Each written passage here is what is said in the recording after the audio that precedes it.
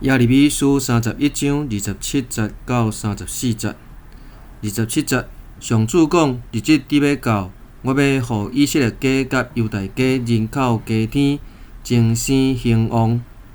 我以前留心看因，甲因背出、拆毁、破坏、推翻甲伤害。以后我要搁留心看因，甲因重建、栽种。上主安尼宣布。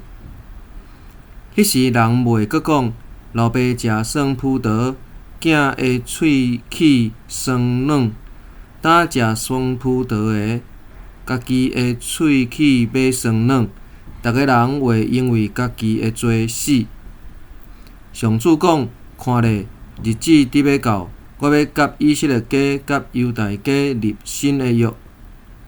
即个约甲我以前甲因的祖先所立的约无共款。迄个约是我牵因的祖先的手，对埃及甲因带出来的时，甲因立的约。我虽然做因的丈夫，毋过因破坏迄个约，上主安尼宣布。遐个日子以后，我甲全体以色列人所要立的约是安尼：我要将我的律法下伫因的心内，刻伫因的心板。我要做因的上帝。因要做我的子民，上主安尼宣布。